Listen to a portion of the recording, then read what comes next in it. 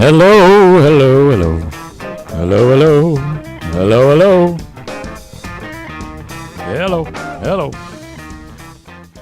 hello. Welcome into the Eric St. Show podcast.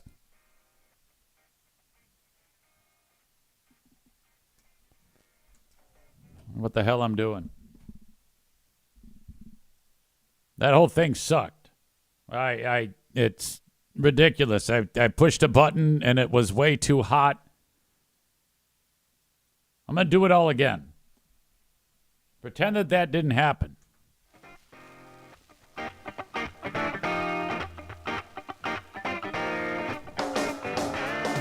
Hello and welcome into the Eric St. Show podcast, a daily show where I discuss news, nonsense, and my personal adventures.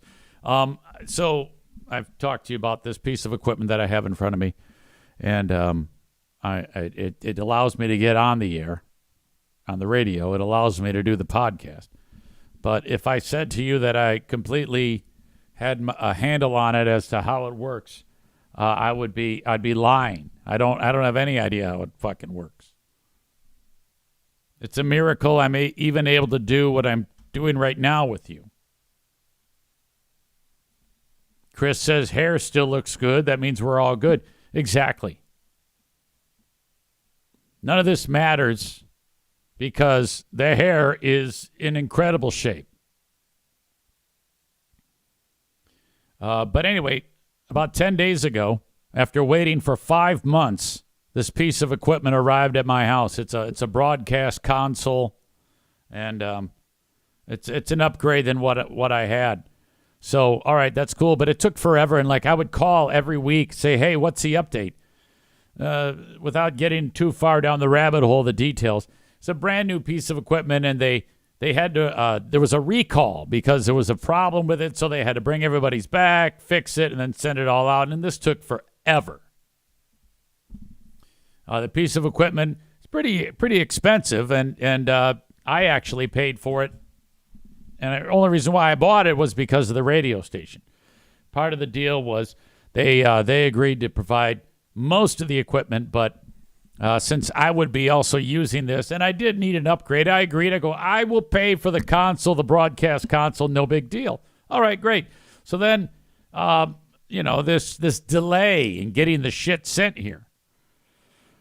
And finally, they sent it along. I get it, and I'm up and running. When I got back from Fear Bunker North yesterday, it turns out that there's a bunch of deliveries. You know, my wife usually buys a bunch of stuff on Amazon. It's remarkable the amount of stuff that is delivered to my house. She goes, "Did you order another one of those broadcast things? That radio console? Did you order another one of those?" And I go, "No." "Well, there's a great big box. It's about the same size as the one you got before." I go, "Get the fuck out of here." I go over there, and sure enough, they have sent me another one. Now, I know the distributor that sent this along is a nice guy named Gary. But I saw the equipment, and, I don't know if you ever had this happen where something falls out of the sky in your possession. You kind of toy with the idea of keeping it. So, way that usually works in my brain, I don't know if it's in your brain too, but it's wrong. Like if I kept this piece of equipment, this $2,000 piece of equipment, it would be wrong. I think we all agree with that. Some of you may not. Some of you are like, "Oh no, finders keepers." Chris says, "Sell it so you can have a down payment for Jackie's new car." Shut up. And by the way, Maureen says, not to be confused with Gary from the Men's Warehouse. No, I tell you what. Yeah, there's some legendary Garys. Garys are aplenty here. You got Gary at the Men's Warehouse, who's the all-time champion. And then this Gary is over at Broadcast General Store in Florida. Nicest guy in the world. And I'm looking at it. I open up the box. I'm like, well, it did take them a long time to get this to me. So maybe if I just kept it. No, I can't do that. I mean, I like toyed with the idea. And Diana's looking at me. And I go, I can't keep this. And then about 30 seconds passes. And I go, well, maybe if I just wait. So I guess I was like, okay, I'll wait. And if they don't say anything, then I would give it back. This wasn't really reconciling in my brain. You know, I try to do the right thing. But even just the idea of the temptation of it was making me feel like a thief, which I'm pretty sure this would be full-on thievery.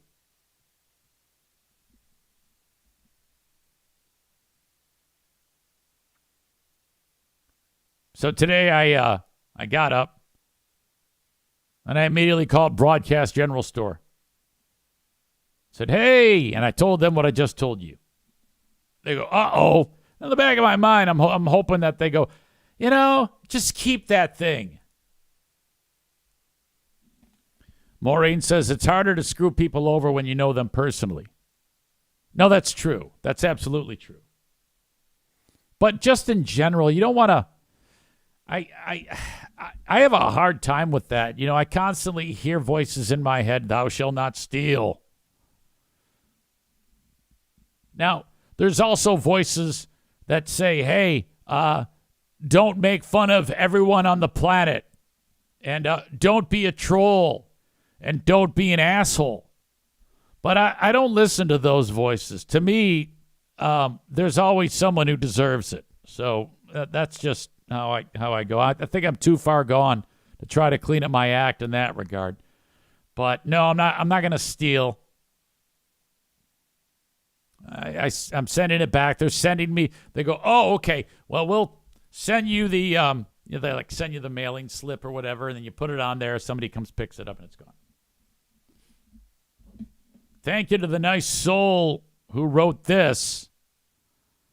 You know, I base my confidence of doing the show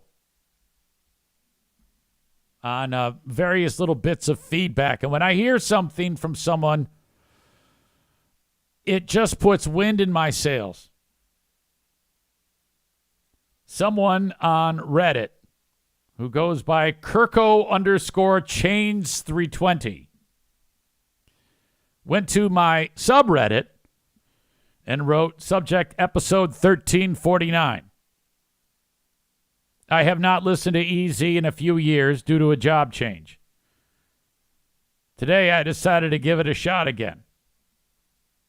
A lot of the podcasts I've regularly listened to have become stale or constantly focus on topics that don't interest me, as in politics, mainly. Right off the bat, Zane refers to the kid in the grocery store as a dirt kid. I busted out laughing and remembered why I used to frequent Zane. I'll be back for sure. Well, thank you. I'm telling you, that is wind in my sails. If I can say something that actually makes you laugh, oh my God. Now, I have no idea of knowing what is going to land and what is not going to land. None. I have no way of knowing that. I have no feedback. The occasional chat comment maybe, but I can't be bogged down with sitting there staring at the chat, looking for affirmation on something I say. You writing that makes me feel, hey, just keep doing what you're doing. Somebody's going to laugh at some fucking point. Patrick wrote, it was an incredible story. Zane described little PJ as a feral dirt kid of Ottawa County. It reminded me of Easy's description of the carnival people from years ago. That's exactly what it should have reminded you of. It was in Traverse City. That looked like it was it's full of people, and it looked like it was going to tip over, and everybody rushed to help balance the thing. I was reading from the Eric Zane Show podcast, and they had the video.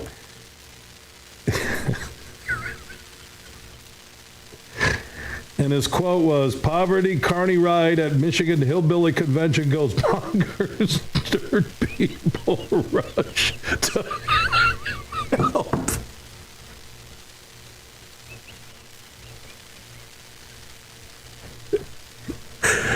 Oh, Zane. Every time Eric Zane, it seems like he's going to settle down and just be a good guy. He completely alienates half his audience. It's amazing.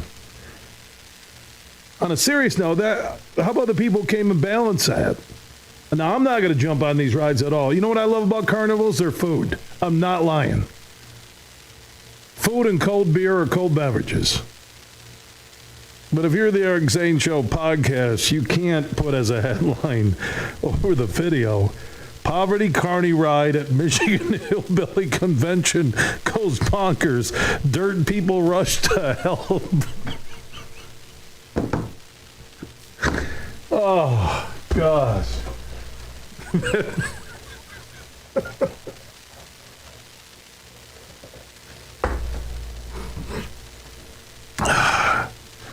I'm not going to stereotype carnies, okay? I'm not going to do that.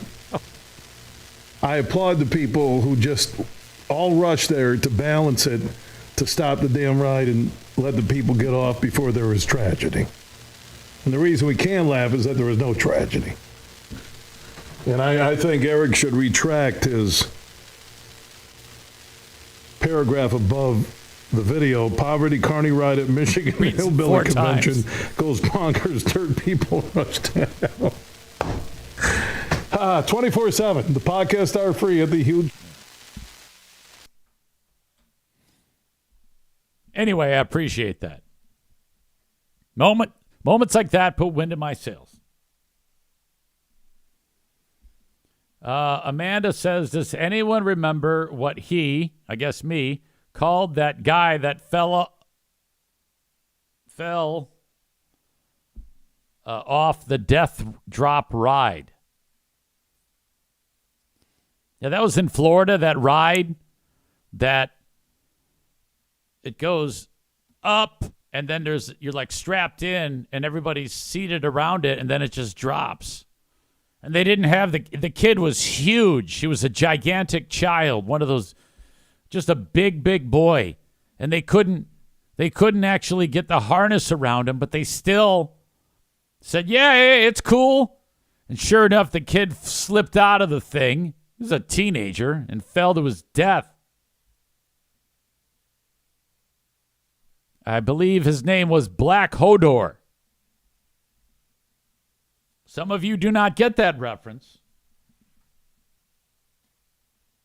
I can't explain jokes.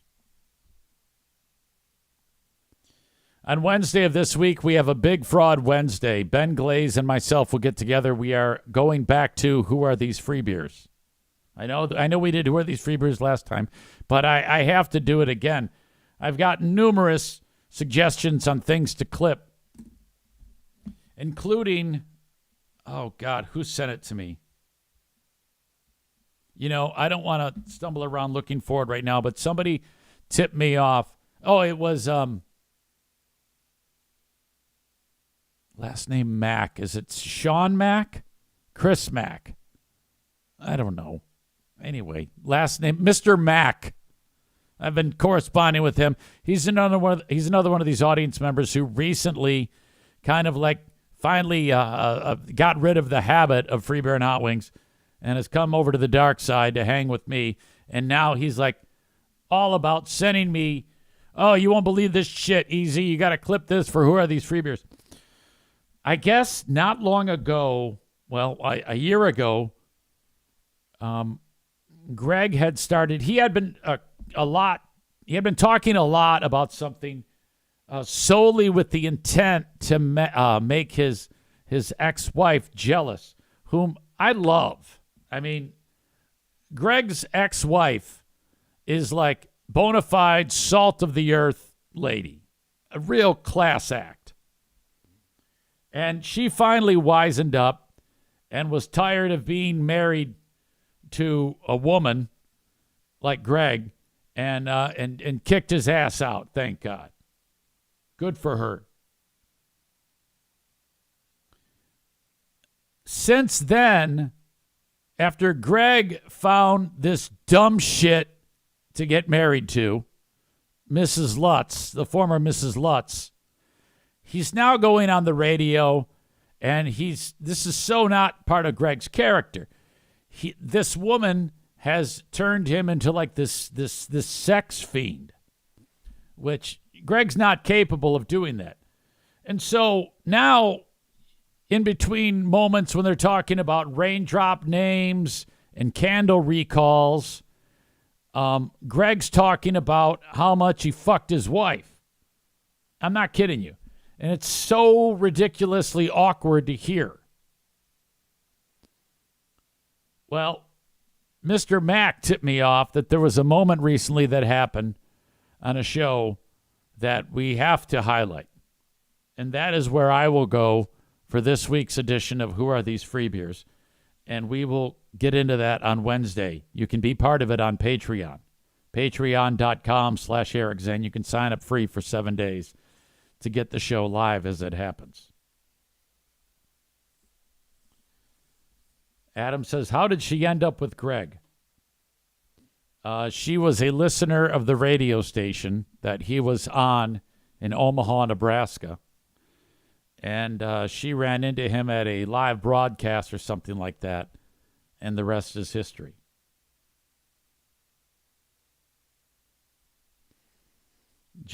Jeremy writes, they set up an automatic text response. If you text the word sexy to their phone number, it tells you how many times he's gotten laid in the last year. Well, that's fucking funny. That actually is cool. That I can get behind. That actually is funny. But just hearing Greg talk about it is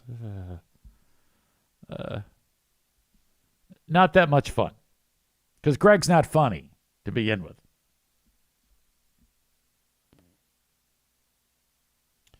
All right. I do want to thank my friends at Impact Power Sports. They sponsor this studio. Impact Power Sports online at impactpowersportsmi.com.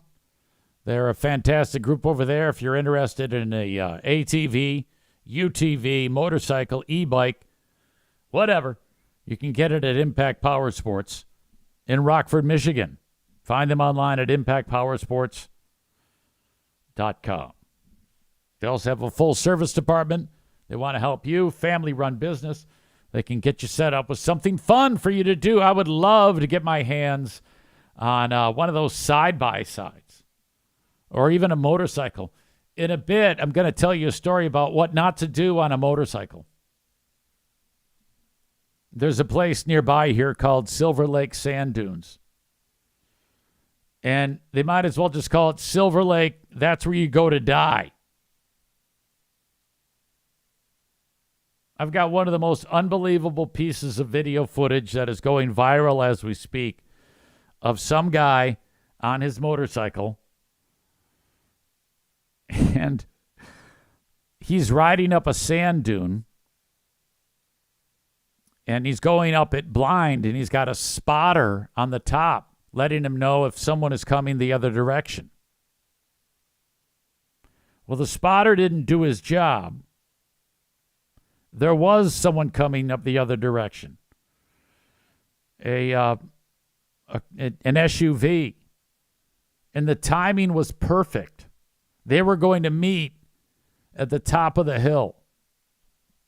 And boy, did they.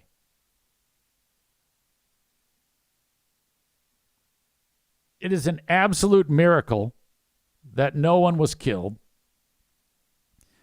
But I'm just so happy that these two were shooting video of themselves with GoPros and drones. Because we have, honestly, what might be the most ridiculous piece of video that has ever been seen on the planet.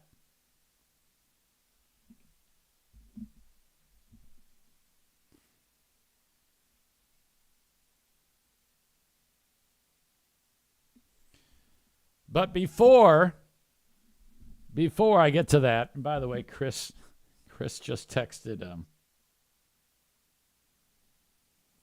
Chris texted sexy to the Freeburn Hot Wing Show, and it's true, they actually do have an update that is sent. So that actually I don't hate that one.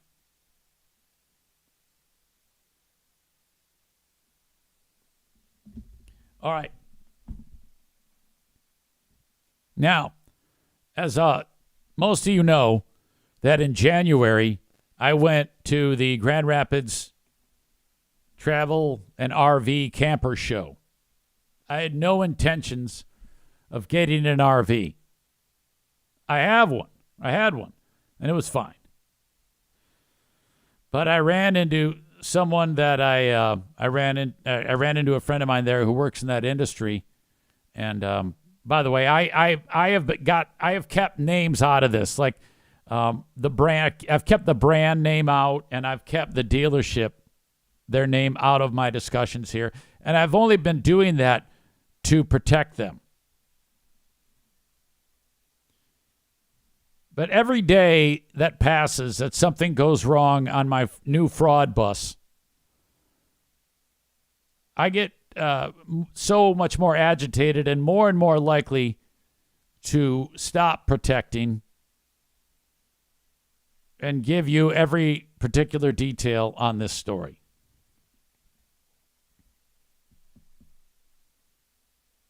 The fraud bus again failed me this weekend, which means that every single time I have taken the fraud bus out since I purchased it has been met with numerous problems that have required me to take the fraud bus back to be repaired.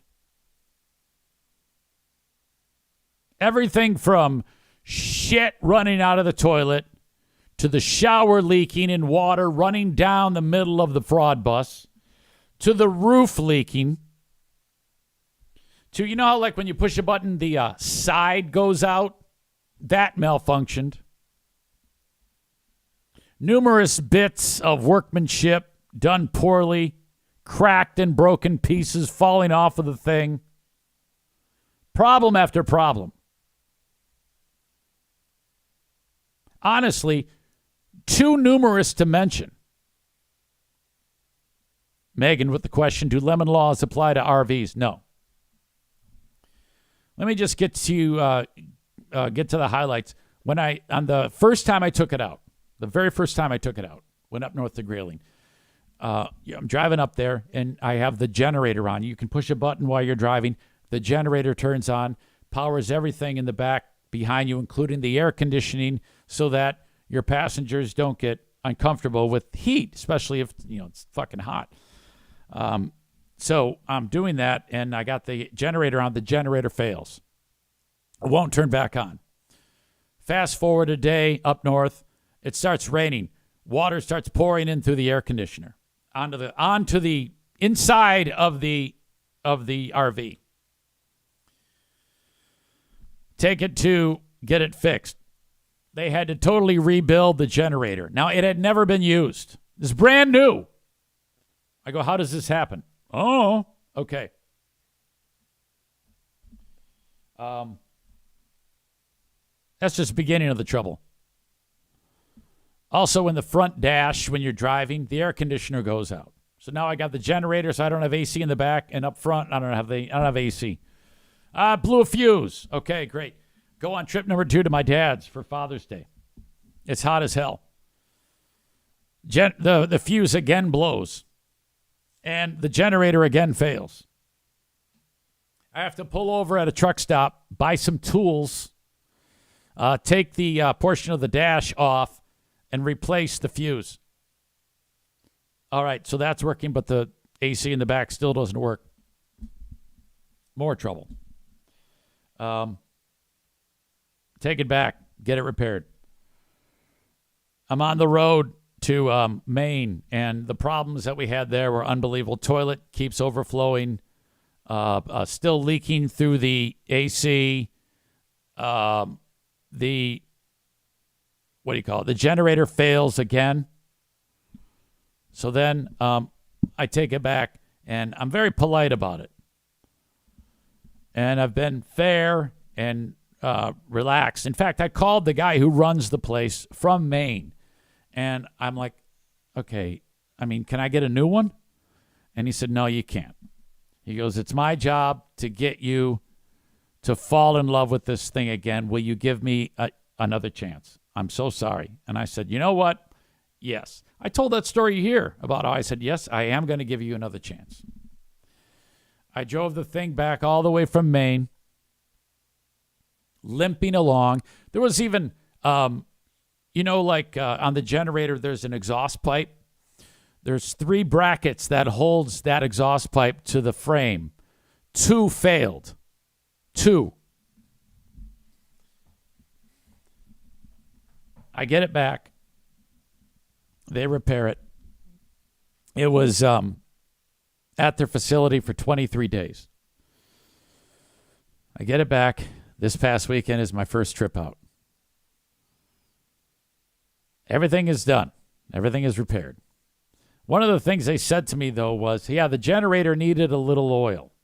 And I remember when he said that, and I went, it doesn't sound right. That doesn't sound to me like, I don't know. It just didn't feel right when he said it.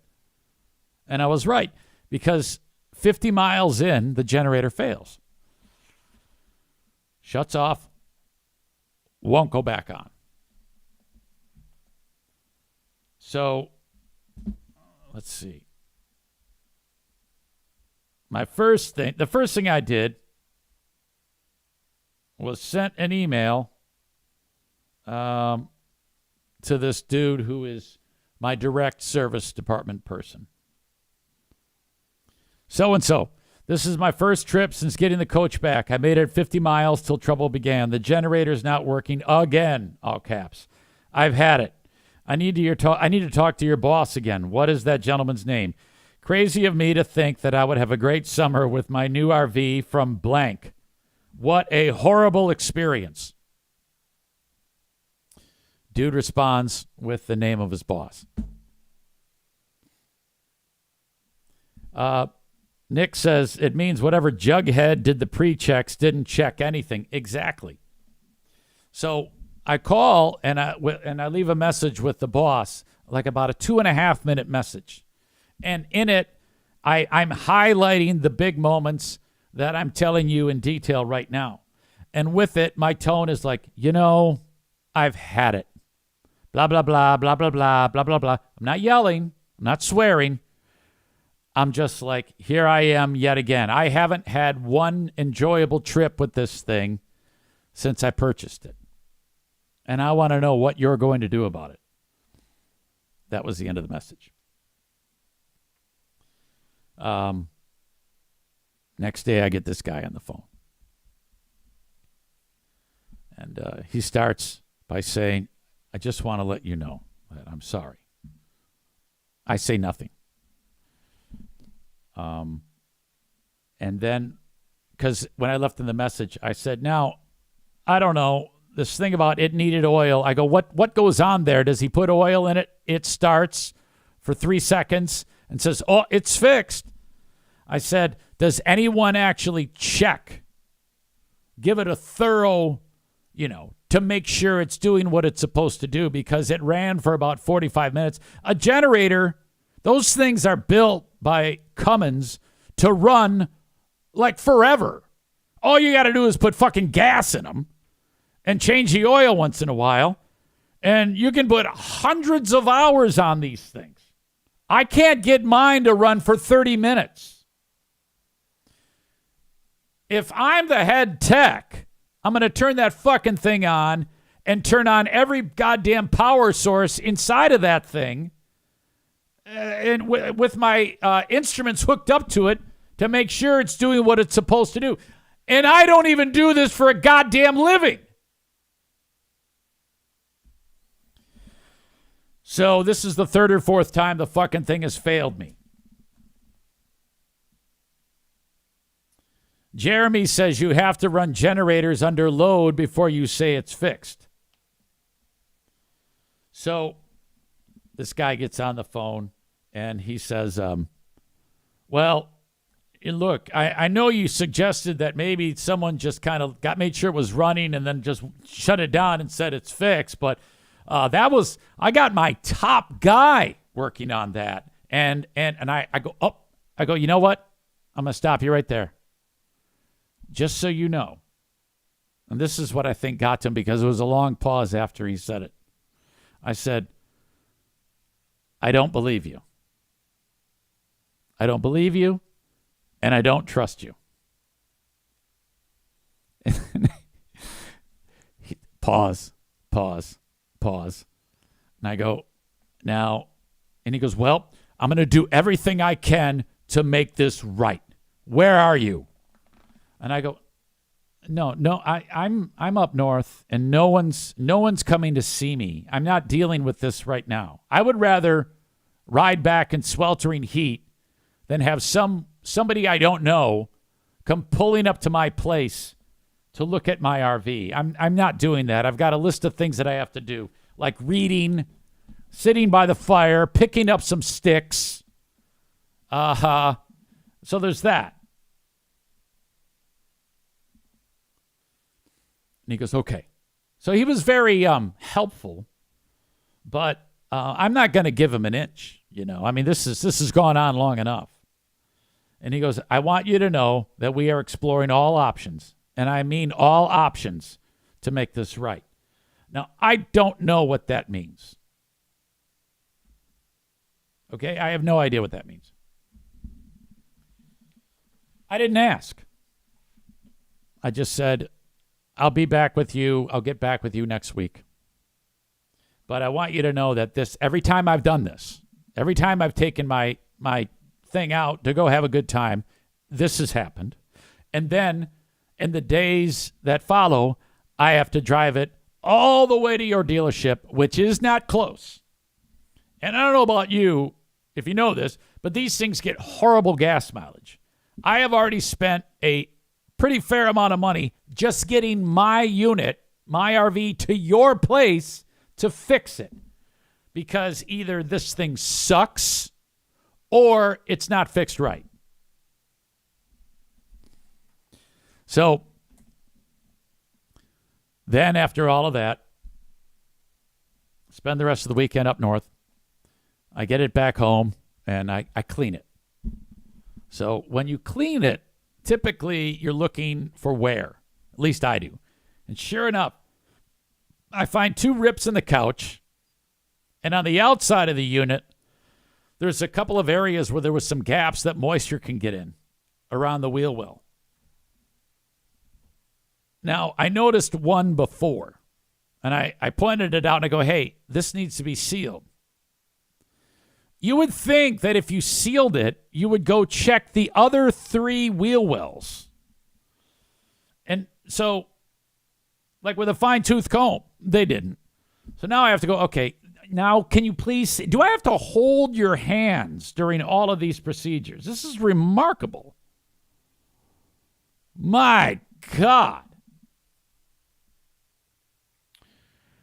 Jeremy writes, the only options they should be discussing are refunding your money or getting you a new, better RV for no added cost.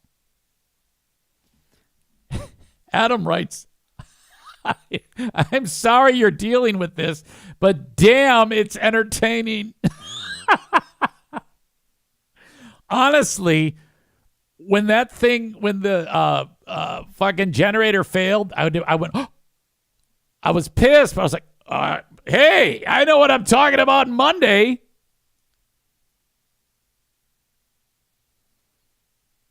Tyler writes, fool me once. You know that old thing. Fool me once, shame on you. Fool me twice, shame on me. Fool me thrice, fuck your RV. Let's see here. Hang on, I got to read something because this just came in. Easy, how much flexibility do you have for doing the show today? Carl is looking to do a live DaleWilcon recap. Any chance you could do noon or later in the afternoon?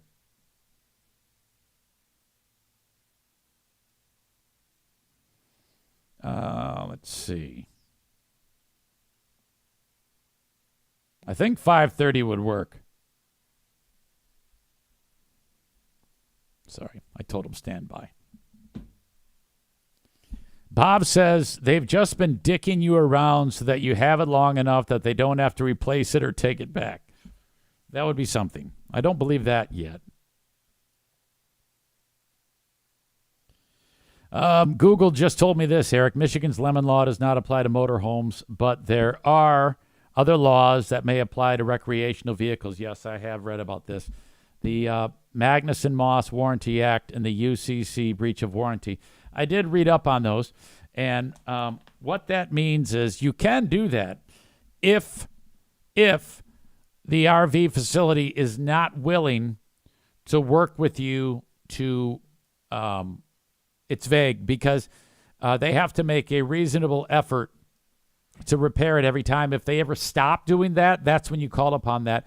But this dealership is agreeing to continue to try to fix it. So, yes, it's inconvenient, but if they're consistently trying to make a, like you wrote, reasonable effort to repair it, then that is not going to work for me. And honestly, I am okay with them working on it, but will you please just fix it? I don't want to see you anymore. Kenny says, just give us a bit more time to make you fall back in love with it. Oh, well, now you've had the RV for 90 days, so there's nothing more we can do. Sorry. No, unfortunately, there's a rock solid warranty that goes with it. And I actually bought an additional warranty. I bought an additional warranty on the outside of it, like the paint, an additional warranty on the all of the interior. So, like when there's a rip in it, if my dog rips it, it's covered. Is the warranty as rock solid as the RV itself? Well, I hope it's not like that. I'll tell you that. But they have, everything's been fine. Every time I go there, they agree to fix it, and it doesn't cost me anything. It just never gets done right.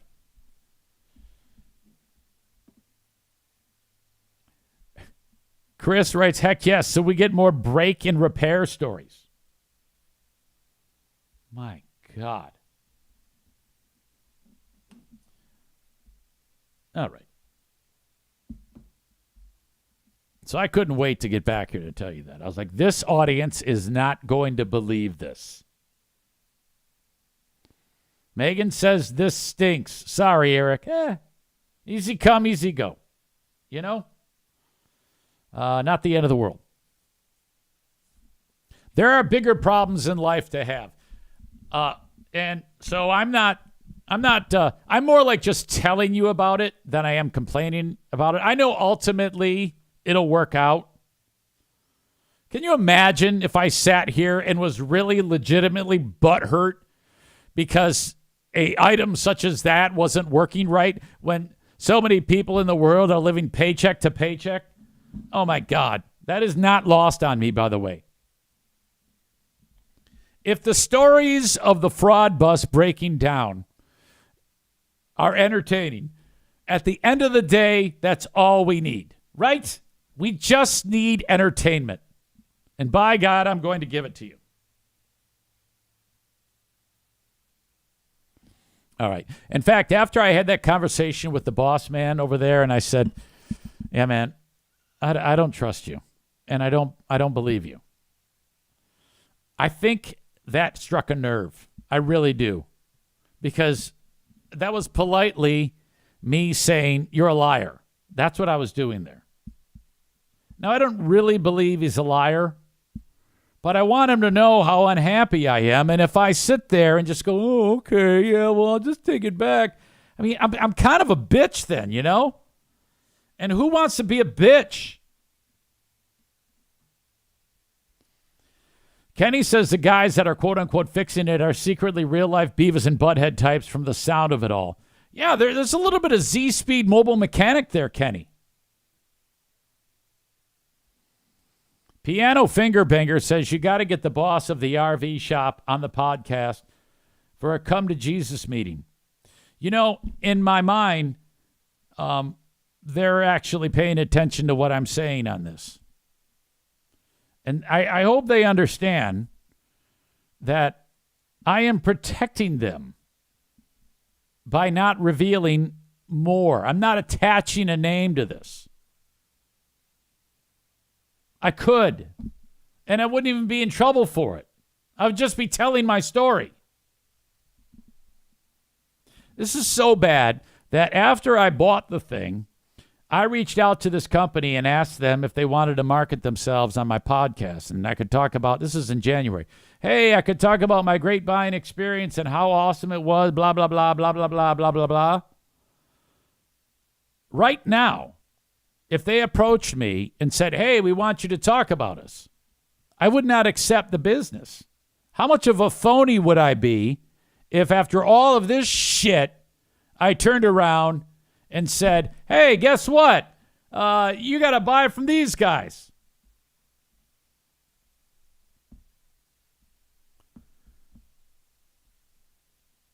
Aram says, except Z-Speed Mobile Mechanics is a trusted name in the mobile mechanic space. That is true. Kenny says, Google RV dealerships not very close to Eric. I bet they could easily be identified. No, there's many of them. Do they need some Google reviews? No. I don't want anybody to get involved in this. This is my fight. And it's not really a fight. I don't foresee ever having to say, look, guys, you do realize that I talk for a living. I mean, take it as you want it to, however it looks. I mean, I don't want to say it's a threat, but if I were you, I would be fucking scared knowing that at any one point I may just slip up and tell everybody specifics about this goddamn shit show. This is a bad deal.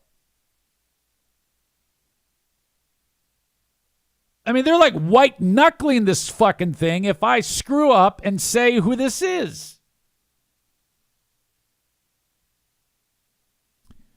Chris writes, excuse me, sir, but I have 17 people who may find out who you are. Oh, God.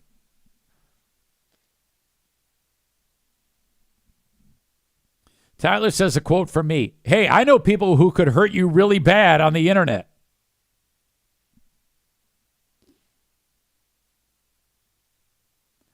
Rebecca says, I hope you are keeping a log of everything that goes wrong with that RV just in case you have to sue them. Oh, I got it. It's right here. All I do is start with the front of the RV and work my way backwards. And don't forget, everything that has gone wrong, they have a record of there. I have a stack of paper this big of the last time I was there.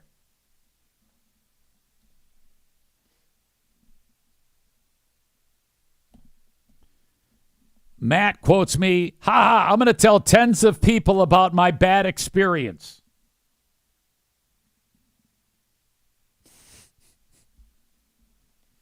All right.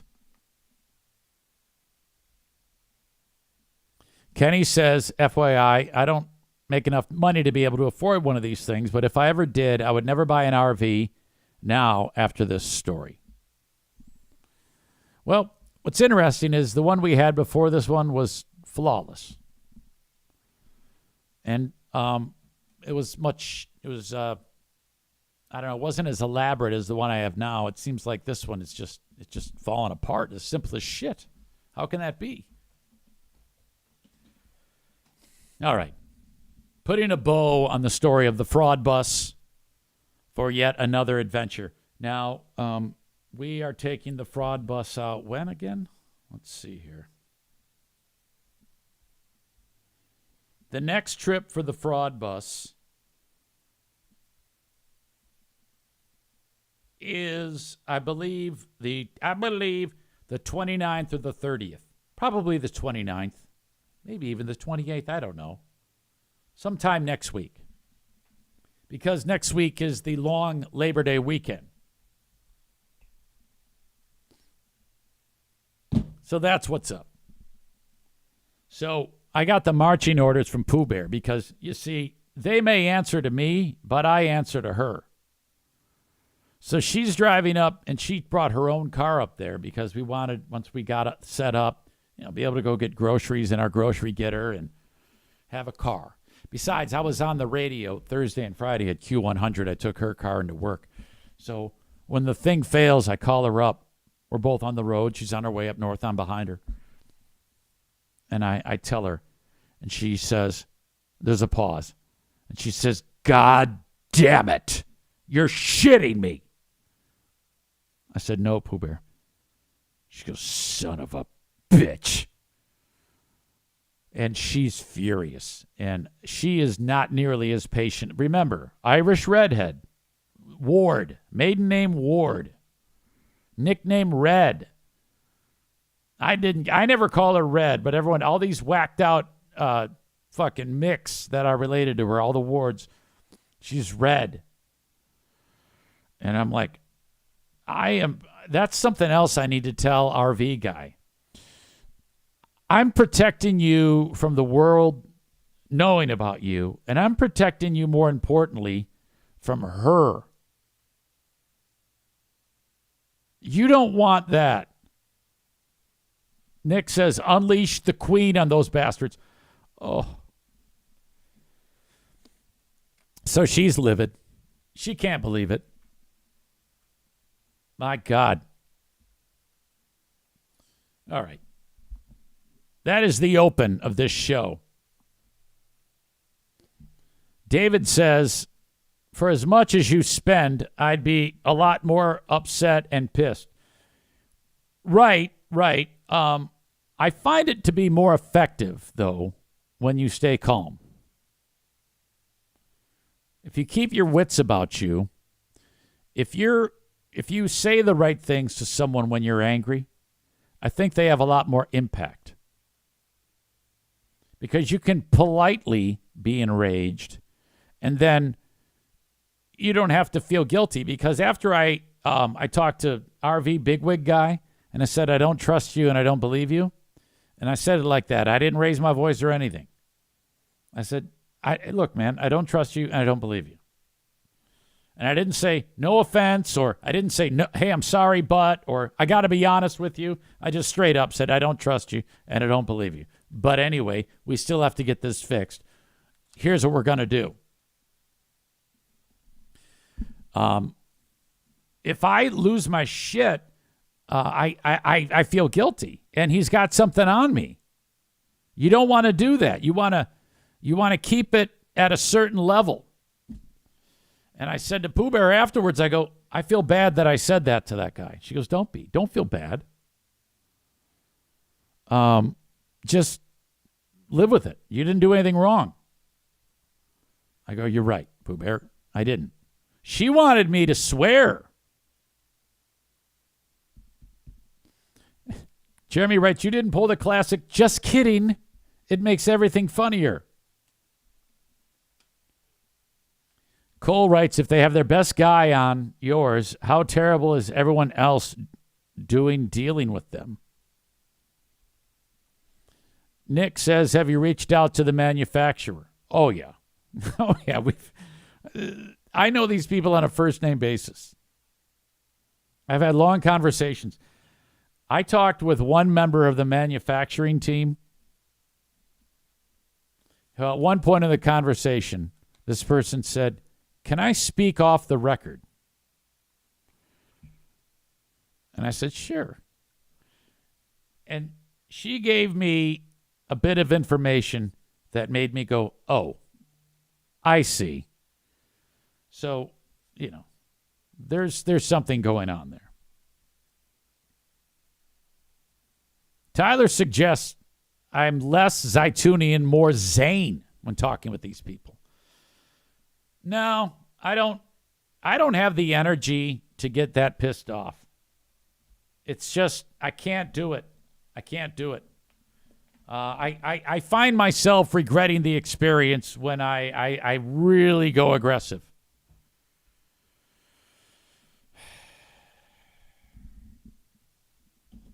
We shall see. And I can't even take it in today. In fact, I reached out to like the number 3 today. And I said, hello, so-and-so. I will not be able to make yet another long drive to your town to drop off the lemon today. Hopefully tomorrow, I'll let you know. As the weekend went on, I noticed several more issues that will need to be addressed. Please pass this along to Mr. So-and-so. So I know he gets it.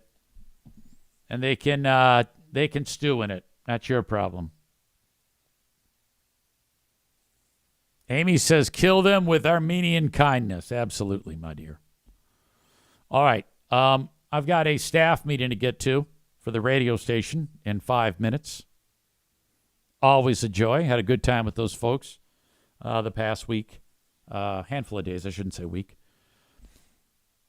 Ladies and gentlemen, the open and live stream of this show is brought to you by Kuiper Tree Care. Kuiper Tree Care, found online at kuipertreecare.com. Now, they recently did some work for me here at the house. They're the absolute best. Kuiper Tree Care and their team of professionals will work tirelessly to make sure that everything that you want done with your trees is taken care of in a professional manner. So what you do is you go to the website, kuipertreecare.com. If you are in West Michigan, specifically Jenison-Hudsonville, they're just a phone call away, 616-828-8225, 616-828-8225. Their services include tree removal, tree pruning. We had both of those things done. Stump grinding. We had that done as well. Land clearing, storm cleanup, tree risk assessment with my friends at Kuiper Tree Care. Kuiper, treecare.com. KuiperTreeCare.com. And you can reach out to them again. Their number is 616-828-8225. You might not need them right now, but the time may come when you do. Keep them in mind. Reach out to me if you need more information about Kuiper Tree Care, 616-828-8225. And this is a sponsor of mine that they signed up for 3 months. And it was like, okay, let's see how you do, Easy. So how the audience responds to this ad campaign will dictate whether or not Kuiper Tree Care is back for another quarter of marketing on the Eric Zane Show podcast. So please, please, please, if you're thinking about having a tree cut down or whatever the heck done, please call Please call Kuiper Tree Care today and mention me, 616-828-8225. Thank you so much. Another new sponsor of mine, that very similar situation, them being involved in the future depends on how we do now, is EstateWise.